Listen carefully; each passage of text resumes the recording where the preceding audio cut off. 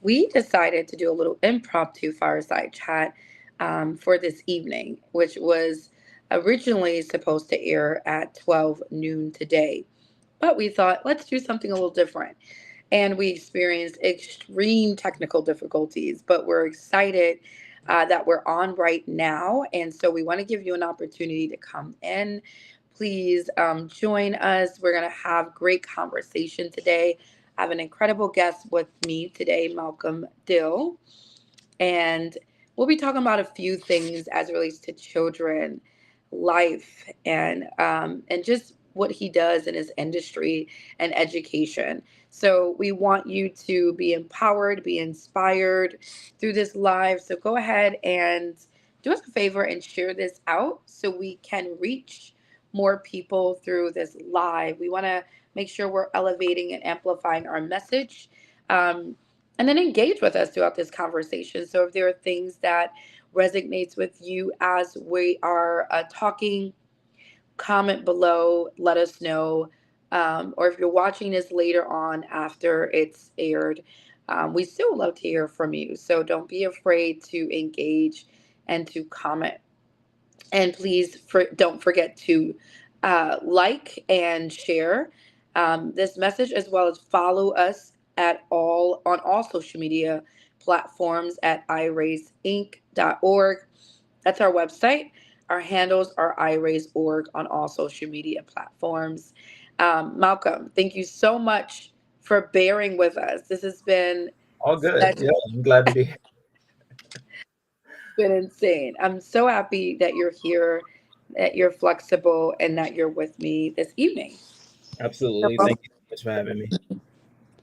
Yeah, absolutely. I'm excited to talk to you. So I want to read your bio formally on this actually last day of Black History Month, where we're going to be sort of talking about some of your experiences also as a Black male and what it's like in the area in the arena of education as a Black male. So Mr. Dill is a dedicated elementary school teacher hailing from Texas, good old Texas. Whoop, whoop. He has beautifully blended his passion for education and creative storytelling. Mr. Dill, graduated with a BA in early childhood music education and piano performance from Texas Southern University. He earned an MAT in dual teaching certification and general and special education from was it Relay Graduate School of Education, right in New York City. Mr. Dill is currently based in New York and wears many hats as an educator. He is a second grade music teacher and serves as the special education coordinator at the Equity Project Charter Schools in Washington Heights. Mr. Dill also plays a crucial role as a curriculum developer for barbershop books. I really want to learn more about that. Reading So Lit program, aiming to instill a lifelong love of reading in Black and brown boys and vulnerable children. And Mr. Dill is also a proud member of Profound Gentlemen, which is a mentor group that supports male educators of color. I love it. I love what you're doing. Again, welcome. Is there anything I left out that you want to add? No, that was pretty much everything. As I was listening to you read back all of the things that I've been blessed to accomplish. This is definitely a full circle moment for me. So I'm privileged to be here. I love that, and it's always interesting when you hear other people read your bio and you kind of think, is that was that me? It's like, Yeah. yeah. When you love what you do, it's not work, it's passion, and it's a call. And so you when you have that full circle moment, you realize that you're right in the middle of what you love to do. Well, let's jump into like your story. You're a young Black male in education. That is a rarity, right? So what was it that really inspired you to be an educator? What was that sort of inspiration for you, and where did it start? Yeah, well, at the age of 7 years old, I made the conscious decision that I was going to be in school for the rest of my life. Love that. I literally said those words to myself, and I think that was mainly due to the positive experiences that I had coming up Sure. uh, in school. The education system today and in the past hasn't really served um, people of color, but I was one of them too. I would say that I had a pretty great positive experience coming through school, and so part of the reason why I decided to become an educator, it was partly due to me not wanting to just be known, or I didn't feel fulfilled just being a music educator. I wanted to delve into other aspects of education and not sort of block myself into one thing. And I look back now and that decision has really brought me to where I am today, being able to do both of those things, right? Having taught in ICT, integrated co-teaching classrooms with general education students, special education students, and now teaching those populations and teaching kids how to make music, how to create, how to play it, how to read it, and just have fun. Yeah. No, I love that, and and it's so interesting that you knew, from 7 years old, you sort of made this declaration that you would be in school for your entire life, not really knowing at that age what that would look like, but always almost something in you, sort of knew that this was your call. I really truly love that. The other thing that I love is essentially how you take music and you integrate it into education. I want you to talk a little bit about the importance of music. Why is music important, especially in the African diaspora? And then what does it do for children? Yeah. Well, music is ingrained in our African history, but particularly as it relates to getting kids to be engaged in school and learn and hold on to new information, things that people wouldn't even think music could enhance. Music does that for children. I've seen it through chants and cheers, getting them to be motivated. I've seen I used to work at KIP, and they were really big on chants and cheers and using music as a way to get kids to understand topics and to just to be engaged. And so now I use it as a way to get kids to become more self-aware, to become leaders in the classroom. If you walk into my classroom, there's not going to be a lot of teacher talk. There's going to be a lot of music making and a lot of student decisions. So I try to empower kids through music as a way to, get them to become leaders and create their own life. Yeah.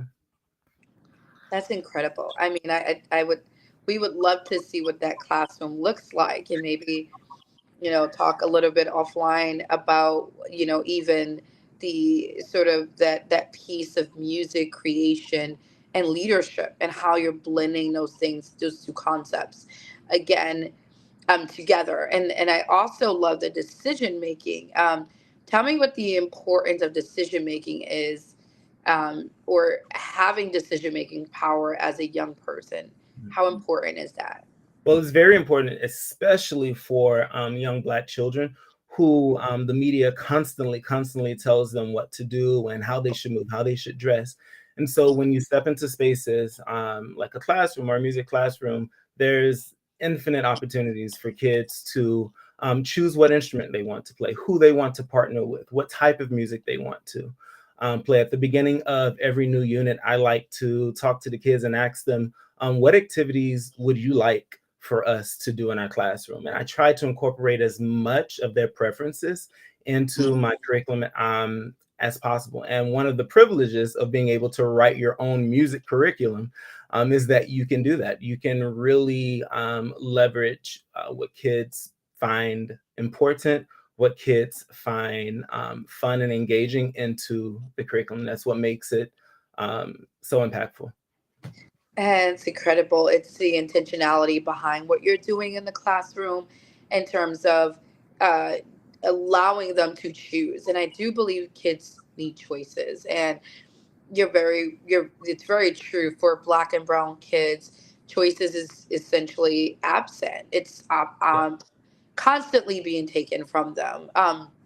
there's this video clip that I'm thinking about. I'm not sure if you've seen it, Malcolm, but it's a clip with two poets or spoken word artists, female spoken word artists of color, and they're essentially depicting the story of Black kids and public school education.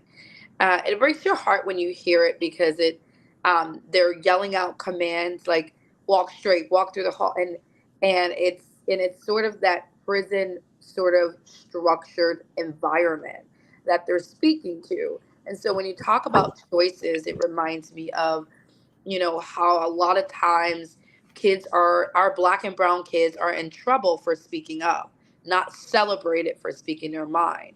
And so I think it's really important that we do teach black and brown kids the power of their voice, how to use it, and then also the power of decision making, that life doesn't have to happen to you, it can happen for you.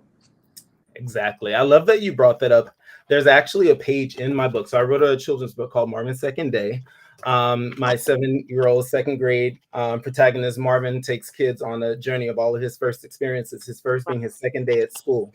And it's funny that you talk about some of the things that kids constantly hear, right, in class.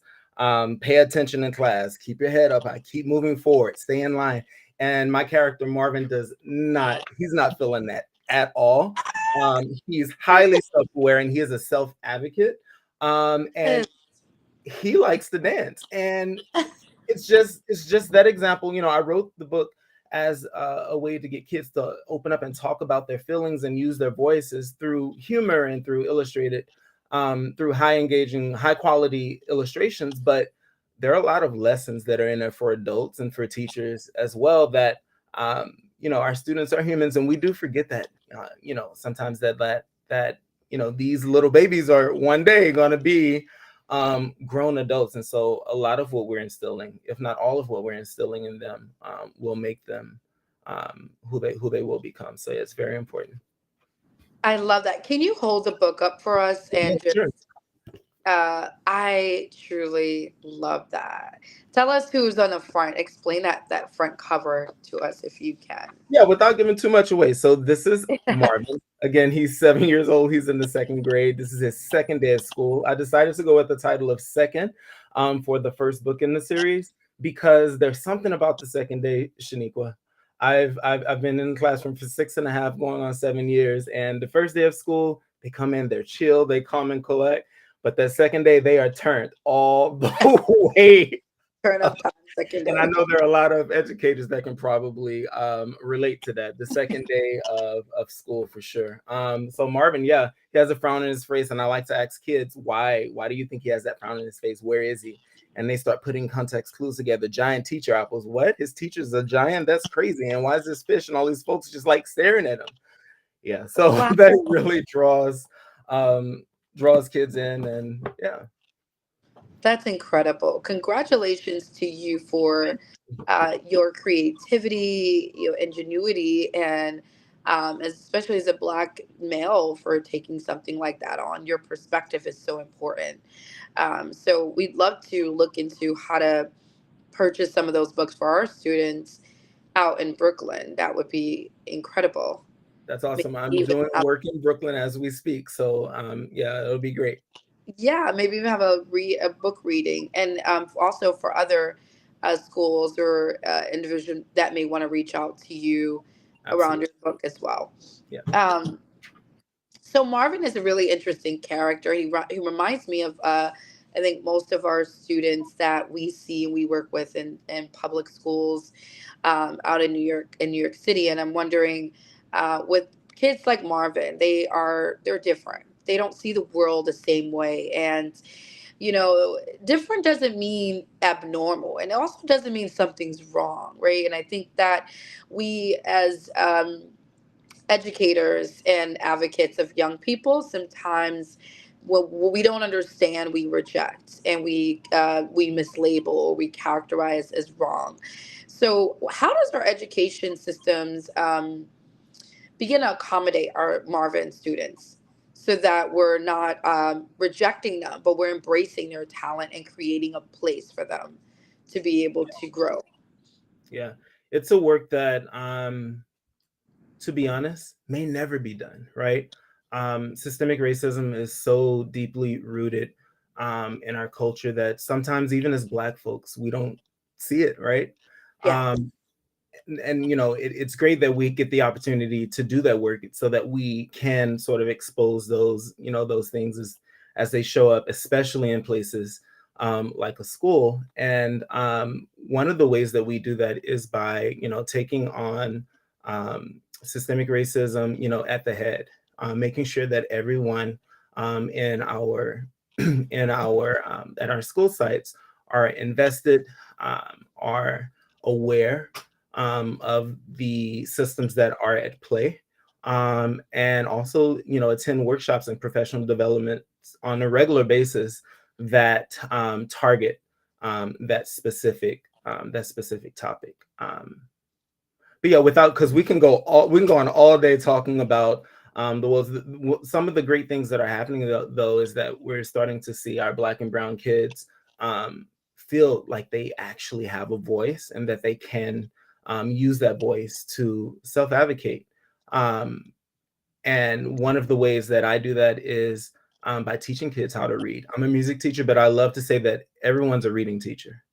Um, Everyone's a reading teacher. Shout out to Barbershop Books. It's a literacy nonprofit that I've had the opportunity to do work with.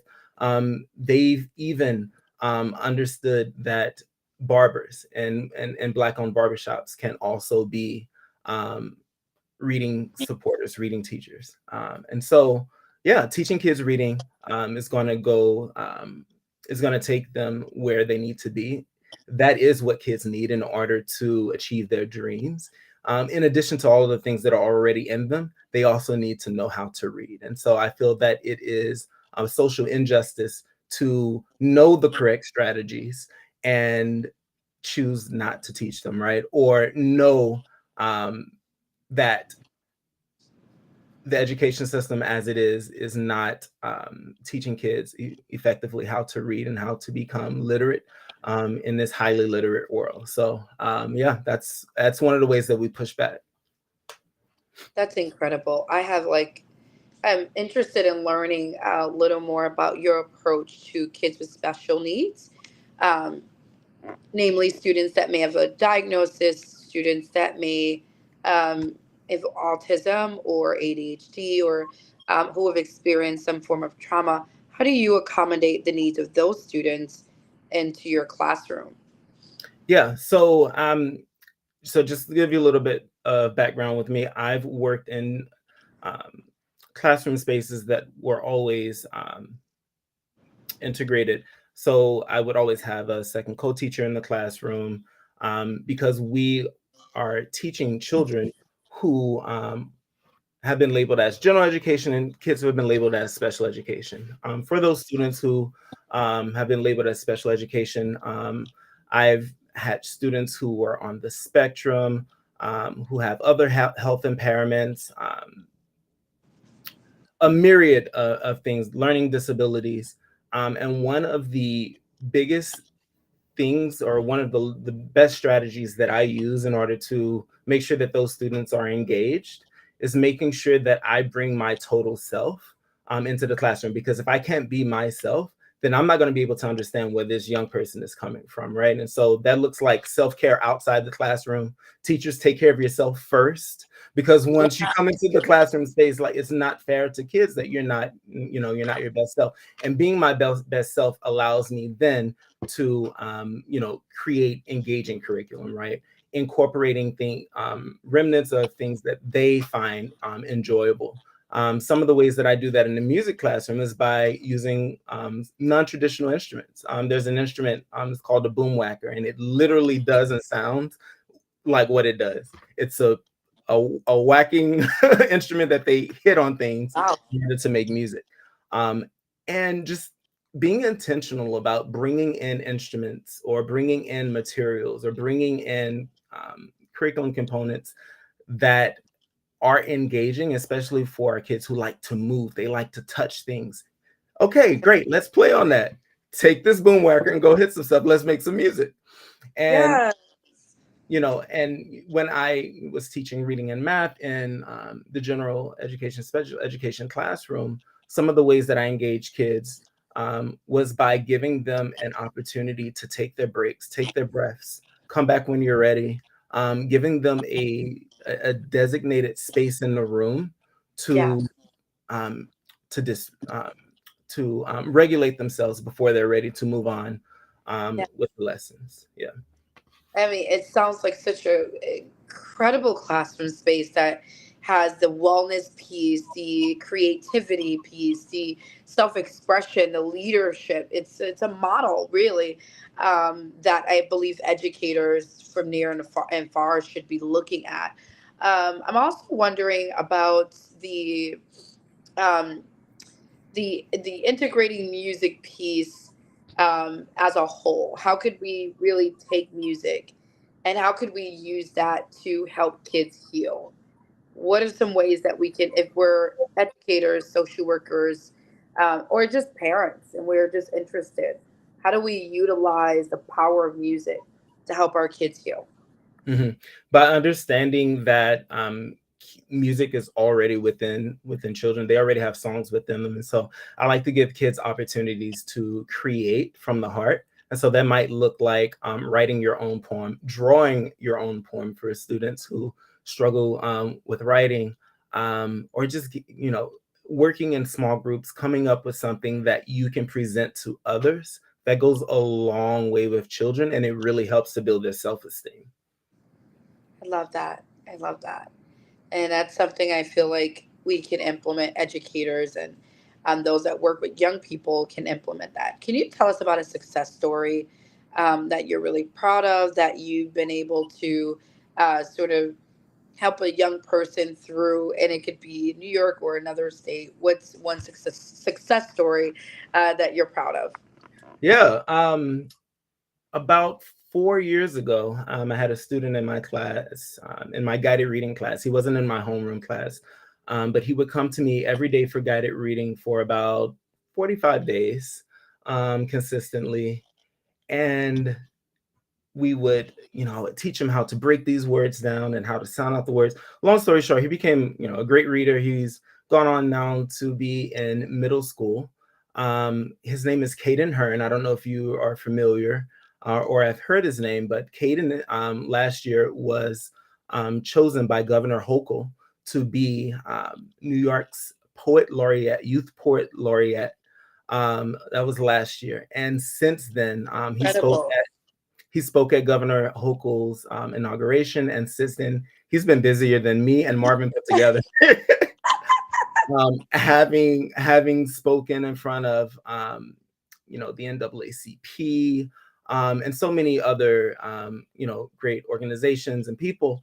And I say all that, and he's the first one to pop into my mind, is because I never thought, right, 4 or 5 years ago, that this young kid would be impacting my life and that his life would look like this, to this day. And so, again, that is another one of the stories as to why I think reading is so important. Um, he writes his own poems and he recites them. I said, the boy has a great brain. I would love to introduce you to him. Yeah, Caden Hearn. That's my success story if I ever had one. I love that. And I'm sure there's so many other Caden Hearns out there that started out as Marvins and didn't want to sit down. They wanted to dance. They wanted to sing. Like they wanted to get loose, right? Yeah. Footwork and all that. So, I mean, I love that. And congratulations that you were influential and was a mentor to Caden. I definitely need to follow his work.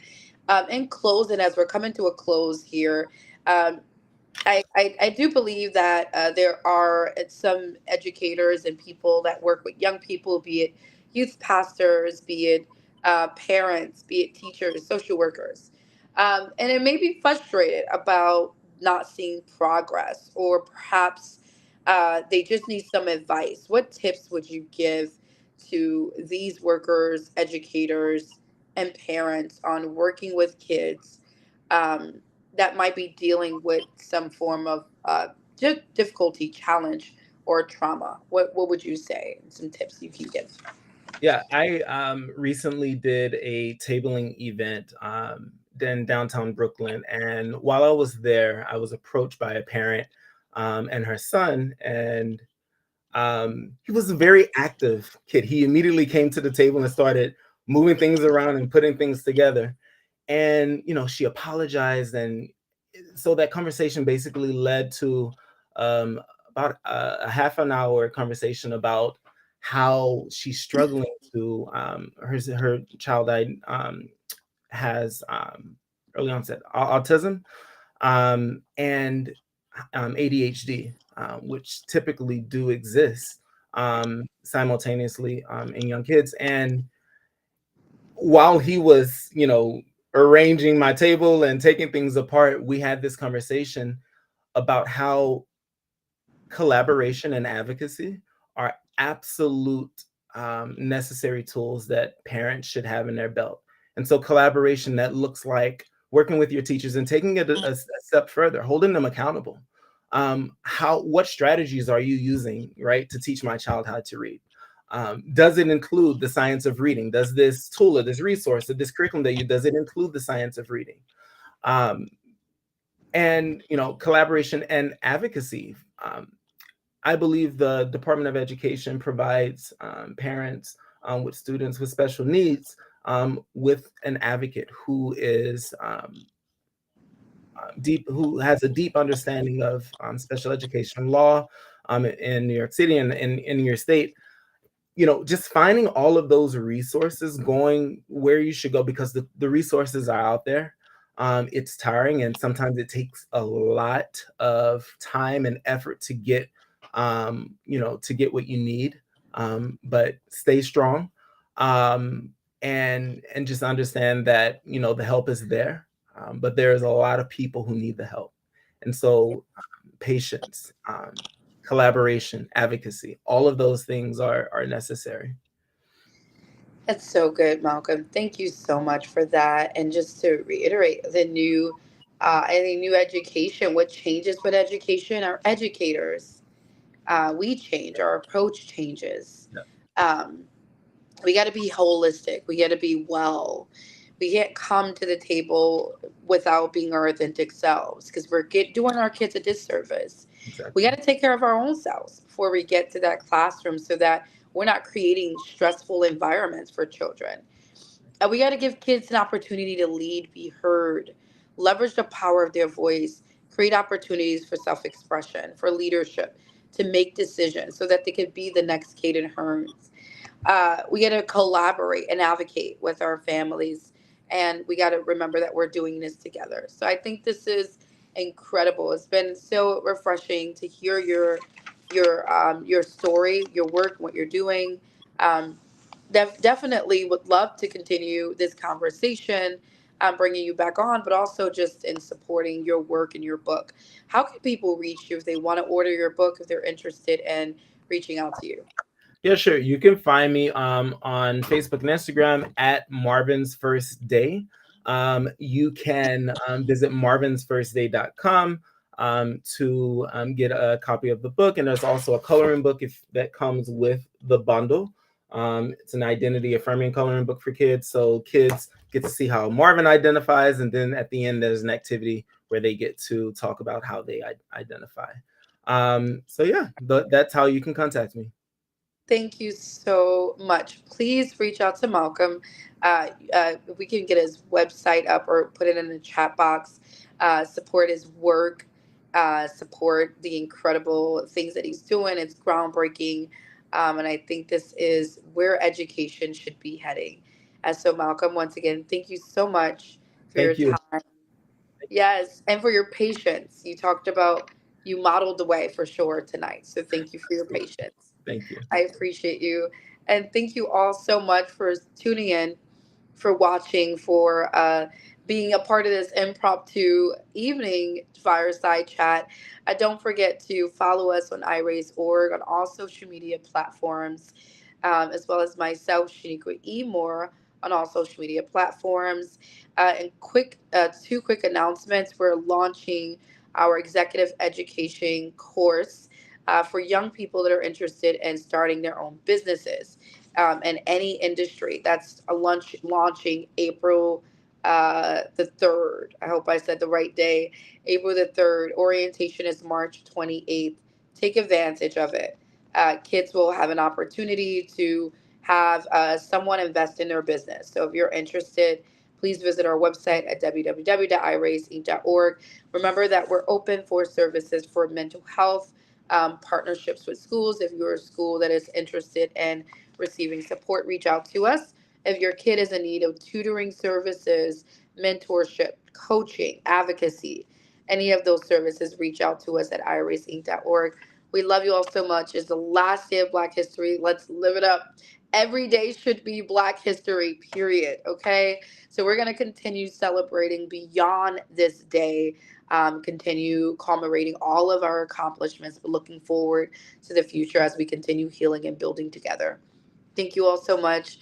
Stay tuned. We'll be back next week.